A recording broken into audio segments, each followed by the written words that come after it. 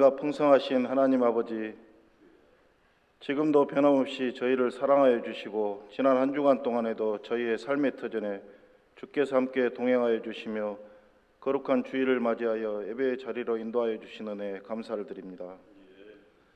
오늘도 복된 주일을 맞아 분주한 삶의 생각들을 주님 앞에 내려놓고 고백합니다. 주님의 말씀에 순종하지 못하고 저희의 생각만으로 세상을 살아왔음을 고백하오니 저희의 죄를 사하여 주옵시고 오늘도 풍성하신 하나님의 은혜를 찬양하며 경배하오니 저희의 예배를 기쁘게 받아 주시옵소서. 하나님 아버지, 이 거룩한 날에 때를 따라 은혜의 담비를 내려주시고 늘 보호해 주시는 주님의 사랑을 생각하며 풍성한 열매를 채우시고 저희를 궁핍에 처하지 않도록 인도하심에 감사를 드립니다. 하지만 한편으로는 이 기쁜 감사의 날에 마음의 근심과 고통이 있어 주의 전에 나오지 못하고 감사하지 못하는 심령들도 있을 줄 아옵니다. 주님께서 저들의 상한 심령을 위로하여 주시고 주님 주시는 평안으로 안정을 되찾고 주님께 감사하는 복된 삶을 살 수 있도록 크신 은혜 허락하여 주시옵소서. 사랑의 하나님, 이 시간 주님의 몸된 교회를 위하여 기도드립니다. 저희가 주님의 몸으로 합당하도록 은혜를 더하여 주옵시고 주님의 삶을 본받고 따르는 교회가 되어 세상에서 빛과 소금의 역할을 감당하게 하시옵소서. 그리하여 거칠고 험한 세상에서 방황하는 심령들이 이 제단을 통하여 주님의 사랑을 깨닫고 진리의 말씀으로 인도되어 새로운 삶을 살아가게 하시며 믿음과 소망과 사랑으로 가득 차서 하나님을 경외하고 이웃을 사랑하게 하여 주시옵소서. 오늘도 단위에 세우신 목사님 귀한 생명의 말씀, 축복의 말씀을 증거하실 때 성령님께서 함께 하시며 말씀이 선포될 때 저희의 심령이 치유되는 놀라운 은혜와 축복과 영광만이 나타나는 귀한 시간이 되게 하여 주시옵소서. 하나님 아버지, 오늘 드려지는 예배가 그저 영혼 없이 드려지는 형식이 아니라 저희의 온 마음과 정성으로 드리는 예배가 되기를 원하옵니다. 저희 교회 각 기관마다 부흥의 역사가 있어 날마다 말씀과 찬양이 넘쳐나는 교회 되길 소망합니다.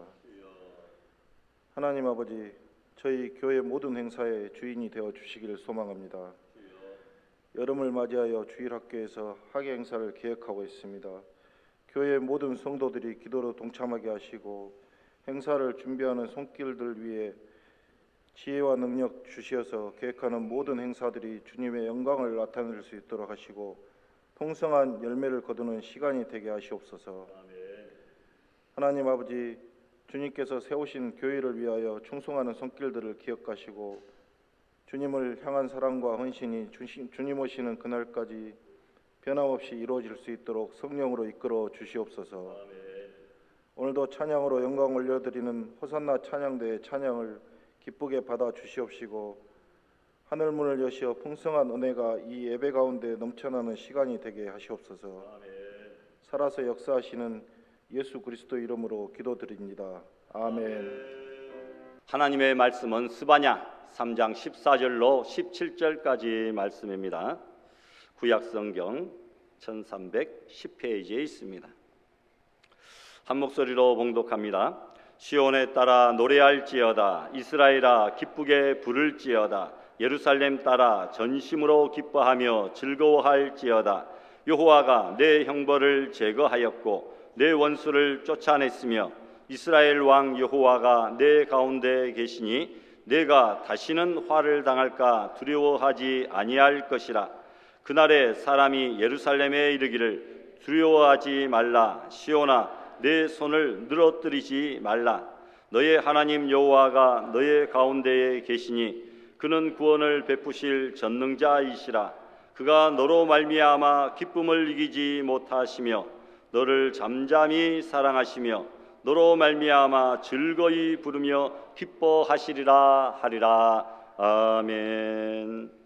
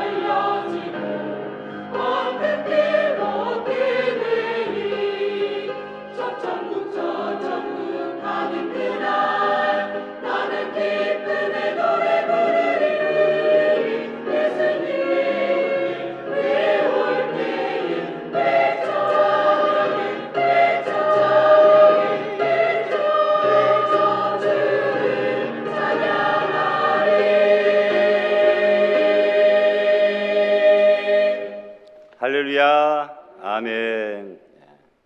힘이 없던 성도들도 오늘 찬양을 듣고 힘을 얻어서 돌아갈 것 같습니다. 감사합니다.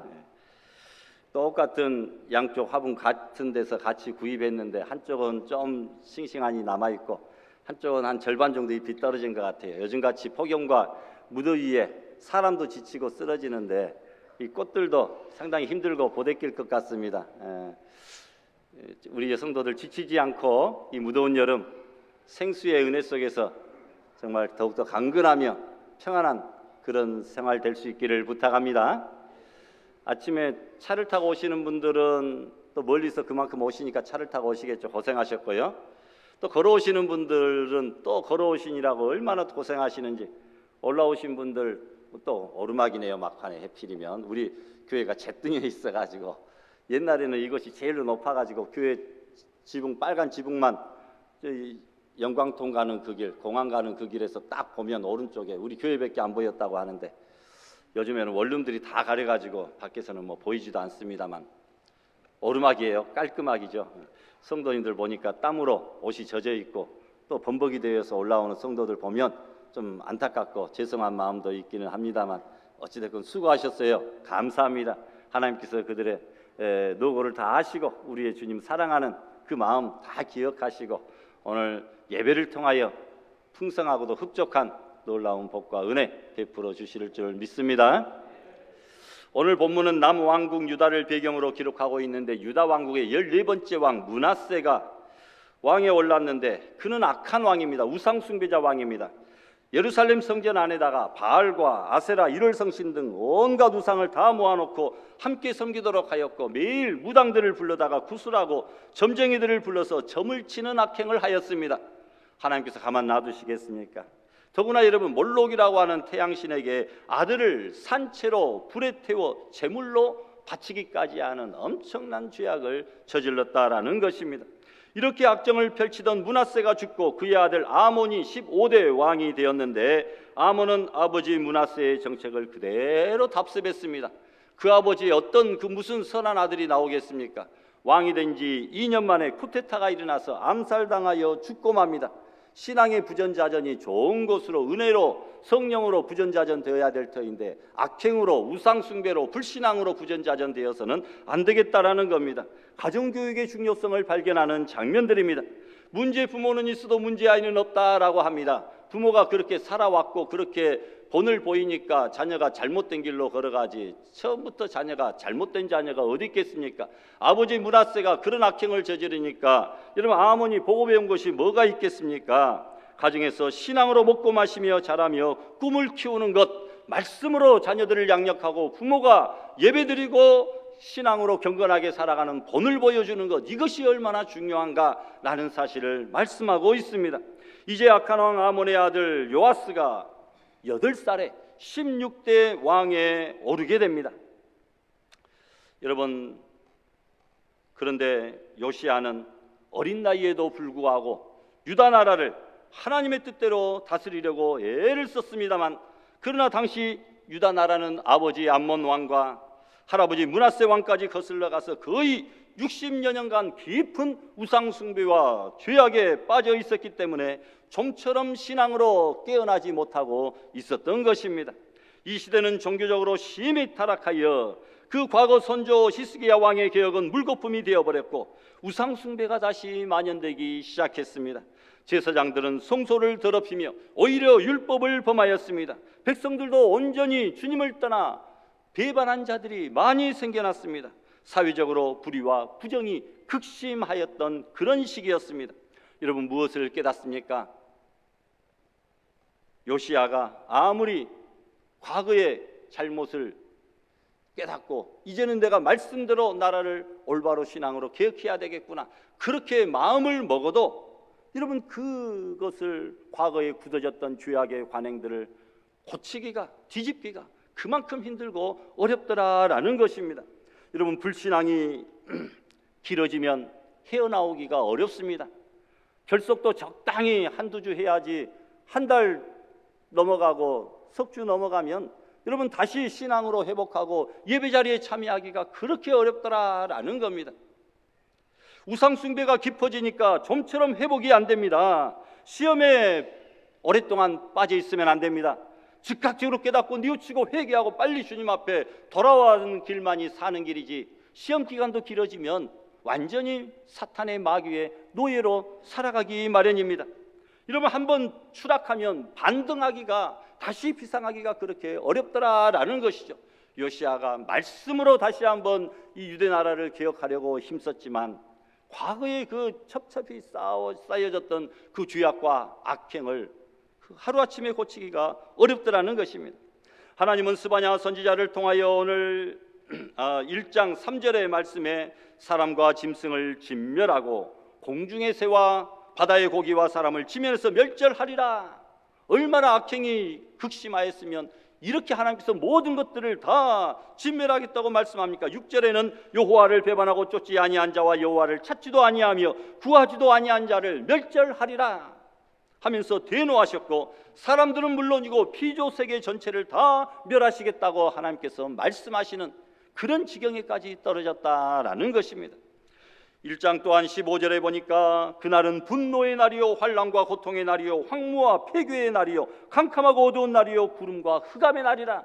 하나님이 진노하시고 심판하시고 그 노를 바라시면 그날이 이렇게 엄정하고 무섭다라고 하는 사실입니다. 여기서 분노라고 번역한 히브리어 에브라는 마치 화로 위에 주전자물이 끓다가 뚜껑 너머로 끓어 넘치는 것처럼 하나님의 화가 폭발하고 끓어 넘치는 것을 말씀하고 있습니다. 그러니까 하나님께서 참다 더 참으실 수 없어서 화를 폭발하시는 날, 그날이 바로 여호와의 날, 진노의 날, 심판의 날, 멸망의 날이다 라는 것입니다. 여러분, 우리가 깨달을 때에 즉각적으로 주님 앞에 나와야 됩니다. 늦었다고 생각하는 그때가 가장 빠르다고 사람들은 말하지만, 어떤 사람은 늦었다고 생각하는 그때는 이미 늦었습니다 라고 말하는 사람도 있습니다. 지금 깨닫는 이 순간 즉각 돌이키고 회개하고 과거에 내가 가졌던 신앙의 뜨거운 열정들을 회복하고 우리 부모 때로부터 이어져 내려온 그 말씀 중심의 아름다운 신앙의 삶을 다시 한번 회복하며 나로부터 다시 시작하여 우리의 자손 때에는 더욱더 부흥하고 융성하고 또 하나님 앞에 이 영광을 돌리는 그 아름다운 삶을 살아가는 우리 성도들이 되시기를 바랍니다. 여러분, 이 소리를 듣고 뜻있는 사람들은 나라의 멸망을 예견하고 풀이 죽어 있었으며 백성들은 혼비백산하여 절망에 빠졌습니다. 이때 상한 갈대를 꺾지 아니하시고 꺼져가는 심지도 끄지 아니하시는 그 자비의 하나님께서 다시 스바냐를 부르시고 그 백성들에게 어둠 속에서 새로운 희망의 메시지를 주십니다. 이 약속의 초점은 메시아가 오신다라는 것입니다. 메시아가 오시면 모든 것들은 달라질 것이다 라는 것입니다. 현재는 절망적이지만 미래는 희망을 노래할 수 있다는 것입니다. 14절에 보니까 멸망이 눈앞에 있는 백성들에게 오늘 본문의 말씀 보니까 시온에 따라 노래할지어다, 이스라엘아 기쁘게 부를지어다, 예루살렘 따라 전심으로 기뻐하며 즐거워할지라 이렇게 말씀합니다. 1장과 3장의 내용이 정반대의 내용으로 바뀌어집니다. 1장은 멸망과 심판을 이야기합니다. 3장은 부흥과 회복과 구원을 이야기합니다. 왜 스바냐는 멸망을 예언하다가 갑자기 기뻐하라고 외칩니까? 그것은 곧 남은 자들 때문입니다. 12절에 보니까 우리 같이 봉독할까요? 내가 곤고하고 가난한 백성을 내 가운데에 남겨두리니 13절 이스라엘의 남은 자는 악을 행하지 아니하며 아멘. 저 스바냐 선지자는 모두가 타락해 우상 숭배에 빠진 상황 속에서도 그러나 믿음의 소수들은 이 신앙을 지키고 오직 하나님만 의지하며 정절을 지켰던 신앙의 남은 자들이 있었기에 희망을 노래하고 있는 것입니다. 그래서 여러분 16절에 보니까 하나님께서 두려워하지 말라 시온아 내 손을 어떻게 하라고요? 늘어뜨리지 말라. 내 손을 늘어뜨리지 말고 다시 힘을 가지라는 것입니다. 여러분, 이 말이 공동 번역에서는 기운을 내라, 기운을 내라, 리빙 바이블에서는 힘을 내라, 기죽지 말라 이렇게 번역이 되어 있습니다. 여러분, 오늘날 성도들은 죄악과 불의와 우상숭배가 판을 치는 세상 속에서 신앙과 믿음의 정결을 지키려고 노력하는 영적 남은 자들 아닙니까? 오늘날 신앙생활하기가 얼마나 힘들고 버겁습니까? 우리를 유혹하고 즐겁게 하고 만족시키는 것들이 세상 속에 가득 차 있는데 그 모든 것들을 포기하고 던져버리고 외면하고 등지고 오늘 이 시간 주님 앞에 나와서 예배드리고 말씀을 듣고 여러분, 우리가 하나님 앞에 귀한 예물을 봉헌하며 이렇게 말씀대로 살아가려고 노력하는 우리 성도들은 정말 이 시대의 영적 남은 자들이 아니냐는 말입니다. 또한 우리가 살고 있는 이 시대야말로 무서운 사탄의 세력들의 위협과 핍박 속에서 이 남은 자들이 기죽기 알맞은 딱 그러한 시대에 살고 있습니다. 세상에 나가서 나는 그리스도인입니다, 나는 알곡교회 다닙니다, 내 직분이 무엇입니다, 이렇게 말하면 사람들이 아 그렇습니까, 훌륭합니다, 대단합니다, 이렇게 말하기보다는 비난과 조롱과 조소와 손가락질과 왕따와 외면과 무시와 뭐 이런 것들을 우리에게 하지 않겠습니까? 이 시대는 악한 사탄이 왕노릇하고 여러분 사탄의 위협과 핍박 속에서 우리 성도들이 딱 기죽게 알맞은 그런 시대에 우리가 살고 있는데, 그러나 이 모든 상황 속에서 하나님은 다시 옛날 스바냐에게 주셨던 그 말씀을 통해서 우리에게 오늘 이렇게 다시 말씀하고 있습니다. 따라해 볼까요? 내 손을 늘어뜨리지 말라, 힘을 내라, 기운을 내라, 기죽지 말라. 할렐루야. 그럼 그 당시 남은 자들에게 주어진 하나님의 메시지는 지금 이 시대를 사는 우리 그리스도인들에게 주어진 동일한 약속들입니다. 그렇다면 하나님은 왜 역사적인 절망의 순간에 남은 자들에게, 우리 성도들에게 기죽지 말고 힘을 내라고 하셨을까요? 오늘 5가지로 함께 살펴보려고 합니다. 첫 번째로 하나님이 용서하셨으니 기죽지 말고 힘내라 말씀하고 있습니다. 어린아들이 아버지에게 큰 잘못을 저질렀어요. 아버지가 무서워서 집에 들어가지도 못하고 골목에서 쪼그리고 있습니다. 아버지께 혼날 것을 생각하니 마음에 낙심이 되고 기죽어 있습니다. 그런데 엄마가 나와서 그 어린아들에게 하는 말이, 얘야, 아빠가 다 용서한단다, 너 빨리 집에 들어오라고 하시네. 이 소리를 듣고 두려움에 떨고 있던 어린아이가 기쁜 마음으로 집으로 들어갑니다. 15절 말씀해 보니까 여호와가 내 형벌을 제거하였고 내가 다시는 화를 당할까 두려워하지 아니할 것이라고 말씀합니다. 무슨 말입니까? 일어나라는 것이죠. 하나님이 내 죄를 사하셨다, 여기 쪼그리고 앉아있지 말고 빨리 집으로 들어와라, 그렇게 말씀하시는 것입니다. 하나님의 심판과 진노로부터 면제를 받고 구원을 얻게 되는 것을 말합니다. 우리가 죄 문제 해결하지 못하면 죄의식이 날마다 우리를 괴롭힙니다. 그래서 삶의 의욕과 용기를 상실합니다. 그러다가 죄 사함의 확신을 갖게 되면 우리가 기가 살고 새 힘이 넘쳐나게 되고 빨리 아버지 앞에 가서 웃는 얼굴로 잘못했다고 회개하고 이제 사랑하는 그 부잣집의 막내 아들로 살아가기를 원하시는 것이 우리 하나님이시라는 겁니다. 주님과의 관계가 정상적인 사람들이 세상을 활기차게 살 수 있는 그 이유가 바로 죄사함의 확신, 그것을 가지고 우리가 세상에서 능력 있게 자신 있게 살아갈 수 있는 줄 믿습니다. 영국의 유명한 코미디언 찰리 채플린이 하루는 영화를 촬영하기 위해 분장하고 있는데 파리가 날아와서 자꾸 그의 얼굴에 달라붙습니다. 그래서 손으로 쫓아내면 날아갔다가 또다시 날아와서 이제는 화가 납니다. 그렇게 같은 짓을 몇 번이나 반복하니까 급기야 화가 난 그는 파리채로 파리를 잡으려고 마침 책상 위에 앉아있는 그 파리를 파리채로 내리치려다가 갑자기 생각이 바뀌고 슬그머니 자기 자리로 돌아왔습니다. 그 모습을 의아하게 여기면서 친구가 묻습니다. 아니 여보게, 파리를 잡으려면 파리채를 내리쳐야지 왜 그냥 돌아오는가? 그가 웃으면서 말합니다.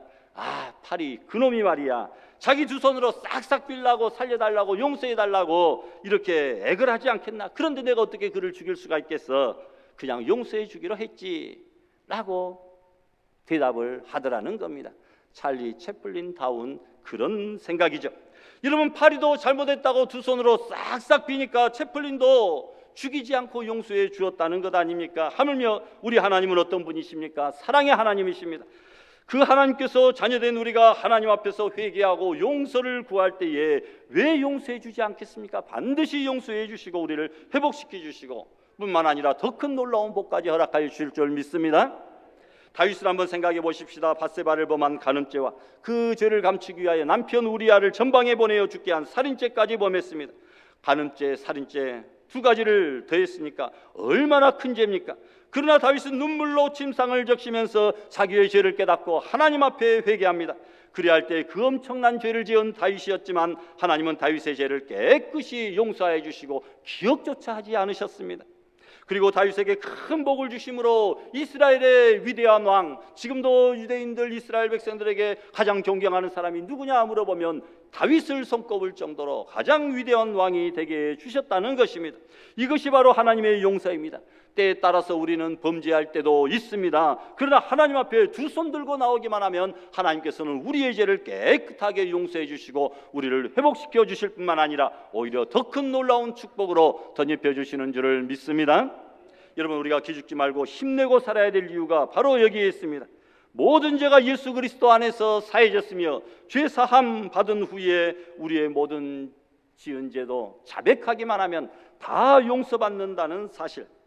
여러분, 이사야 1장 18절에 우리가 서로 변론하자 너희 죄가 주홍 같을지라도 눈같이 희어질 것이요 진홍같이 붉을지라도 양털같이 되리라 말씀합니다. 우리의 모든 죄가 그리스도 안에서 해결되고 용서받았으니 기죽지 말고 살아가는 우리 성도들 되시기를 바랍니다. 두 번째로 여러분, 하나님이 우리와 함께 하시니 기죽지 말라. 야곱이 아버지와 형을 속이고 도망가다가 해가 저물었습니다. 인적이 끊어진 쓸쓸하고 외로운 광야의 무서움과 들짐승의 두려움 속에서 돌을 베개 삼아 잠이 들었는데 그 꿈속에서 천사들이 사다리를 타고 하늘과 땅을 오르내리는 광경을 보고 깜짝 놀라 잠이 깨었습니다. 이때 야곱이 깨달은 것이 뭔지 아십니까? 이쯤 도망갔으면 형님도 없고 아버지도 없고 어머니도 없고 하나님도 없을 줄 알았는데 바로 자기가 돌을 베우고 누웠던 그 현장이 바로 하나님이 임재하시는 하나님의 자리구나 라고 하는 사실을 깨달았습니다. 여러분, 내가 어디를 가든지 하나님이 나와 함께 동행하신다는 그 사실을 깨닫고 용기를 얻고 도망자 야곱에서 나중에 20년 후에 거부가 되어 고국으로 돌아오는 멋진 승리자가 되었습니다. 자기가 누웠던 그 자리에 돌을 쌓고 베델, 곧 하나님의 집이라 그 이름을 붙였습니다.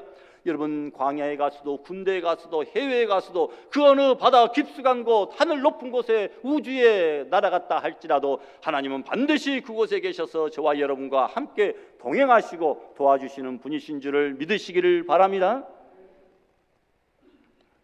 여러분, 여러분의 일터의 삶의 현장에 하나님이 계시다고 15절에 말씀합니다. 같이 봉독합니다. 이스라엘 왕 여호와가 내 가운데에 계시니. 17절이요. 너의 하나님. 아멘. 이 말씀은 하나님이 신앙에 영적으로 남은 자들에게, 악한 우상들에게 절하거나 신앙을 배반하지 아니하고 그 남아있는 소수의 무리들에게 내가 너와 함께한다, 그 임마누엘의 약속입니다. 하나님이 함께 하시기 때문에 그 남은 자들은 비록 소수이고 핍박받는 자들이지만 절망적인 순간에도 힘이 빠지거나 손을 늘어뜨리거나 기죽을 필요가 없다라는 것입니다. 그래서 하나님은 이스라엘 백성들이 어려울 때면 하나님이 함께 하신다는 약속을 계속 상기시켜 주셨습니다. 여호수아 1장 9절에 강하라, 담대하라, 두려워하지 말라, 놀라지 말라, 어디로 가든지 하나님 여호와가 함께한다 약속하십니다. 하나님이 함께 하시는 임마누엘의 약속은 신약시대를 사는 우리들에게도 똑같이 동일하게 주어진 약속. 마태복음 28장에 볼지어다 내가 세상 끝날까지 너희와 항상 함께 있으리라. 세상 끝날까지 우리와 함께 있겠다 약속하십니다. 주변의 상황이 어떻게 전개된다 할지라도 하나님이 함께 하신다는 사실을 믿는다면 낙심하지 않고 기죽지 말고 힘을 내야 될 이유가 바로 여기에 있는 줄 믿습니다. 그런데 사람들은 환경이 조금만 어려워지면 하나님이 살아계시지 않는 것처럼 힘이 빠지고 기가 죽습니다. 사랑하는 막내딸이 죽으면 하나님이 안 계신가 보구나. 믿음으로 살던 그 어떤 사람이 갑자기 이 세상을 떠나면 왜 하나님은 신앙의 사람, 믿음의 사람을 먼저 데려가실까? 우리가 낙심할 수도 있습니다. 그러나 여러분, 하나님이 그 어떤 상황 속에서도 우리와 함께 하시고 계신다는 사실을 믿으시고 기죽지 말고 힘을 낼 수 있기를 바랍니다. 노인과 바다라는 유명한 작품을 쓴 해밍웨이는 세계적인 명성을 얻고 아주 활동적이고 활력이 넘치는 그런 사람. 여러분, 스페인의 내전과 1차 세계대전 때도 참여했습니다. 그렇지만 그의 마음속에 일어나는 허무함과 외로움과 고독함과 쓸쓸함을 견디지 못하고 그는 노후의 곤충으로 자살을 하고 말았습니다. 그의 유서에 이런 글귀가 적혀 있었다고 합니다. 나는 전류의 흐름이 그치고 필라멘트가 끊어진 전구처럼 고독하다. 아무리 스위치를 올려도 필라멘트가 끊어졌는데 무슨 전구가 불이 밝혀지겠습니까? 자기는 그렇게 참으로 고독하고 외롭고 쓸쓸하다. 자기의 마지막 절망적인 심정을 그렇게 표현했습니다. 그 고독감을 이기지 못하고 결국 절망하고 자살을 했습니다. 여러분, 그러나 예수님 믿는 성도는 그 어떤 상황 속에서도 절망하거나 낙담하거나 주저해서는 안 됩니다. 주저앉아서는 안 됩니다. 절망스러운 일고 낙심되는 일도 있지만 하나님이 나와 함께 하신다는 사실을 깨닫고 다시 한번 힘을 내고 용기를 내시기를 부탁합니다. 종교개혁과 마틴 루터에 대한 유명한 일화가 있습니다. 루터가 종교개혁 추진하다가 모든 일들이 뜻대로 되지 아니하고 그 거대한 종교 지도자들과 세력들 앞에서 자기가 정말 주저앉고 싶을 때 깊은 절망감 속에 빠져들고 있었습니다. 그들은 루터를 죽이려고 또 종교재판을 열고 그들을 정죄하려고 눈에 불을 켜고 있었기 때문입니다. 하나님이 살아계시다면 어떻게 이럴 수가 있는가 자포자기하고 말았습니다. 하루는 절망감에 빠져있던 루터에게 그의 아내가 까만 소복을 입고 나타났습니다. 우리 동양에서는 하얀 소복이지만 우리 서양에서는 까만 소복이더라고요. 까만 소복을 입고 나타났습니다. 루터가 깜짝 놀라서 아니 누가 죽었기에 이런 소복을 입고 지금 나타났느냐 묻습니다. 네, 당신이 믿는 그 하나님이 지금 죽었기에 내가 이렇게 소복을 입고 당신 앞에 나타났습니다. 하나님이 죽지 않았다고 한다면 어떻게 당신이 이렇게 의기소침하며 절망 속에 빠져 있을 수 있겠습니까? 당신을 보니까 하나님이 죽은 것이 틀림없네요 라고 이야기합니다. 그 말을 듣고 루터는 절망적 상황에서 하나님이 지금도 나와 함께 하심을 믿고 결국은 종교개혁을 성공적으로 마무리할 수가 있었습니다. 여러분, 하나님이 함께 하시면 우리의 불가능이 가능으로 변합니다. 환경을 바라보지 마시고 주님을 바라보고 힘을 내고 승리하며 살아갈 수 있기를 부탁합니다. 세 번째, 하나님이 구원하시니 기죽지 말고 힘내라 말씀합니다. 17절에 보니까 우리와 함께 하시는 하나님은 구원을 베푸실 전능자라. 구원을 베푸실 전능자라. 우리 예수님께서 우리를 구원하기 위하여 이 땅에 오셨고 고난당하시사 십자가에서 죽으셨다고 하는 사실입니다. 주님의 십자가의 공로는 우리들의 영혼을 죄에서 구원하기에 충분한 능력이 있다라는 것입니다. 여러분, 죄 가운데서만 구원한 것이 아니고 질병 가운데서도 구원하고 절망 가운데서도 가난에서도 알코올 중독과 도박과 노름 속에서도 우리를 구원해 주신다는 것입니다. 여러분, 지금도 기가 막힐 웅덩이와 수렁에서 나를 건져내시는 줄을 믿으시기를 바랍니다. 다니엘과 세 친구들을 보십시오. 뜨거운 풀무불과 그리고 사자굴 속에서도 보호하여 건져내 주셨습니다. 여러분, 하나님의 백성들은 지금도 나를 건지시는 하나님의 손길을 우리가 기억하며 광야에서 애굽에서 구원해 주신 하나님은 이스라엘 백성들을 광야에서도 구원해 주셨듯이 우리를 세상 마귀 죄에서 구원해 주신 하나님께서는 이 광야 같은 고통스러운 세상 속에서도 반드시 우리를 구원해 주실 줄 믿습니다. 따라서 여러분, 어제나 오늘이나 영원토록 동일하신 하나님께서 우리를 구원해 주셨기 때문에 여러분, 힘내시고 손을 늘어뜨리지 마시고 기죽지 말기를 주님의 이름으로 다시 한번 부탁합니다.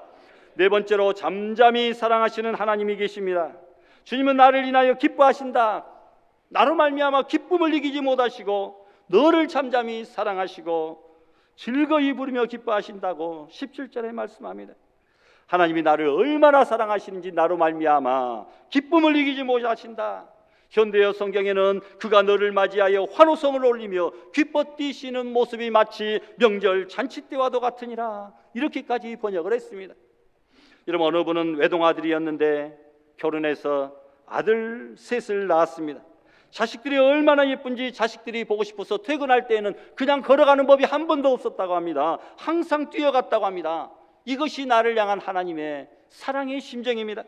어떤 집사님 댁에 목사님이 신방을 갔었는데 아기가 오줌이 마렵다고 하니까 집사님이 급한 마음에 옆에 있던 밥그릇을 아기에게 이렇게 갖다 대어서 오줌을 받더라는 겁니다. 그리고 그 여자 집사님이 웃으면서 하는 말이, 사랑하는 자식이 눈 오줌인데 어때요?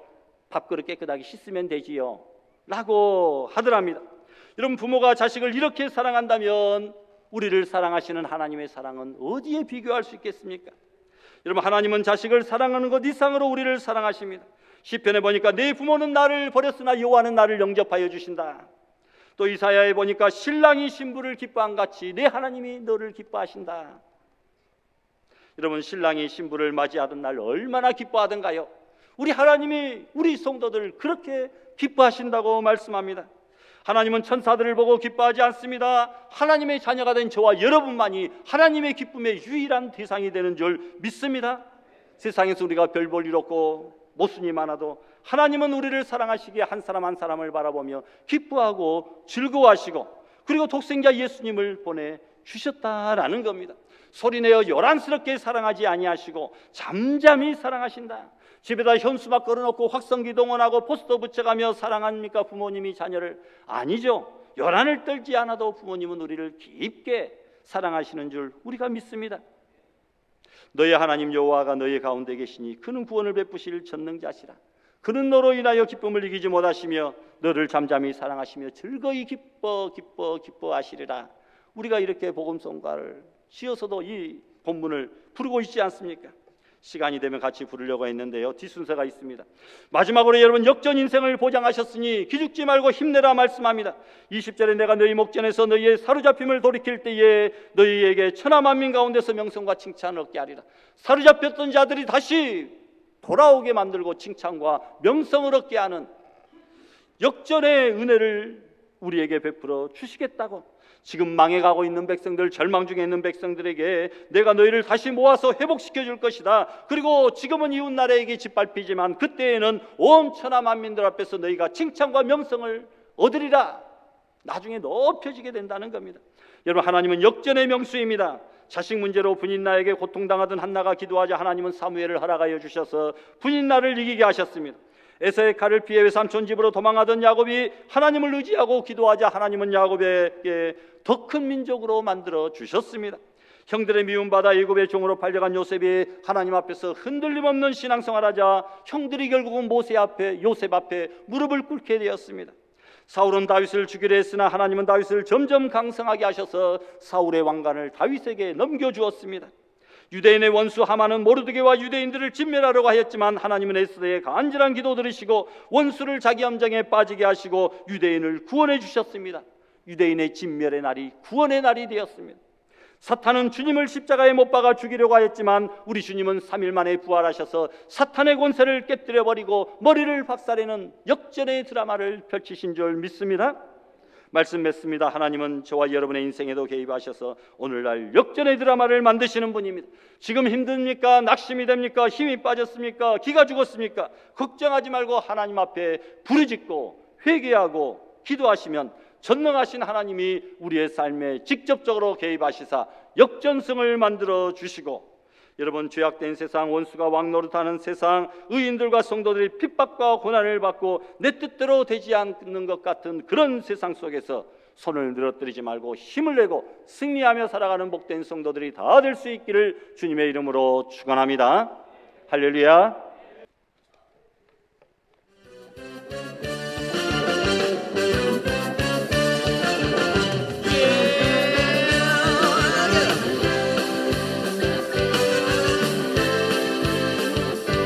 성령님이 임하시면 능력이 나타나 모든 것이 일어날 수 있게 되죠. 참선한 것이 선한 것이 여기 일어나네. 어두움을 물리치는 빛이 있네. 능력 힘이 난 두렵질 않네. 참선한 것이 선한 것이 여기 일어나네. 성령의 불타는 교회, 성령의 불꽃이 임하네. 온 마음 다하여서 주 이름 높이세요. 우리의 마음 불타네. 그 빛을 전하기 위해 사랑의 불꽃 전하세요. 주를 위한 성령의 불탄 교회. 성령님이 임하시면 능력이 나타나 모든 것이 일어날 수 있게 되죠. 찬선한 것이 선한 것이 여기 일어나네. 어두움을 물리치는 빛이 있네. 능력 힘이 난 두렵지 않네. 찬선한 것이 선한 것이 여기 일어나네. 성령의 불타는 교회, 성령의 불꽃이 나네. 온 마음 다하여서 주 이름 높이세요. 우리의 마음 불타네. 그 빛을 전하기 위해 사랑의 불꽃 전하세요. 주를 위한 성령의 불타는 교회, 성령의 불타는 교회, 성령의 불꽃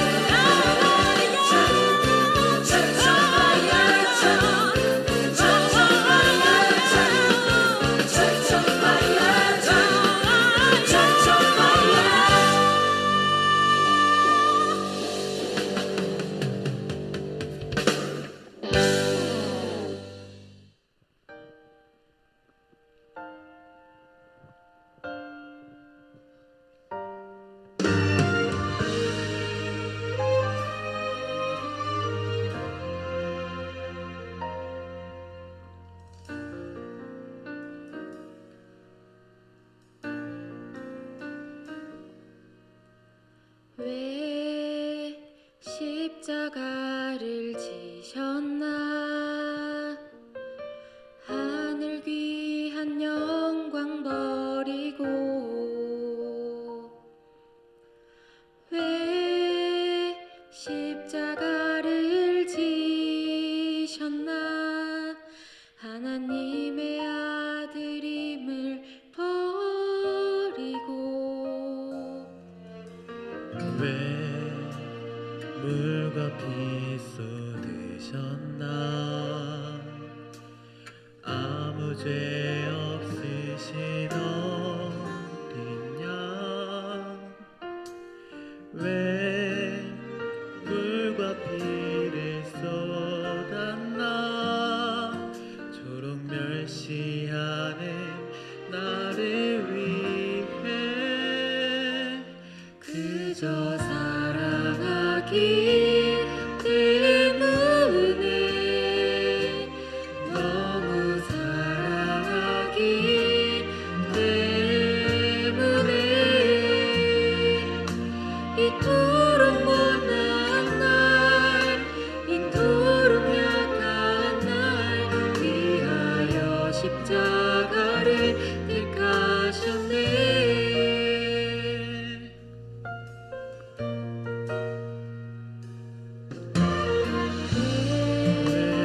물과 피 쏟으셨나 아무 죄 없으신 어린 양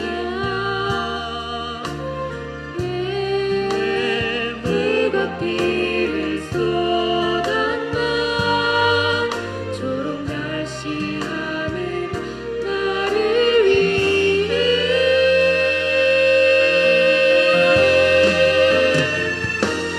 그저 사랑하기 때문에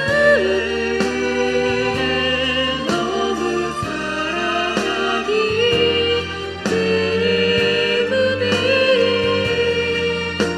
이토록 못난 날 이토록 약한 날 위하여 십자가를 택하셨네 수없이 주를 부인해 아버지 곁에 떠나가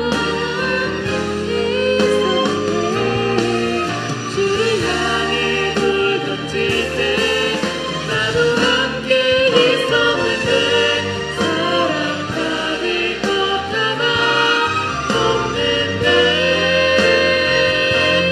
나를 위해 그저 사랑하기 때문에 너무 사랑하기 때문에 이토록 못난 날 이토록 약한 날 위하여 십자가를 택하셨네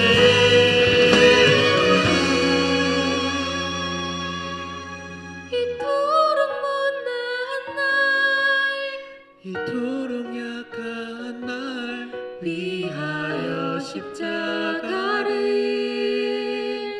택하셨네 우리를 위하여 십자가를 택하신 하나님의 사랑에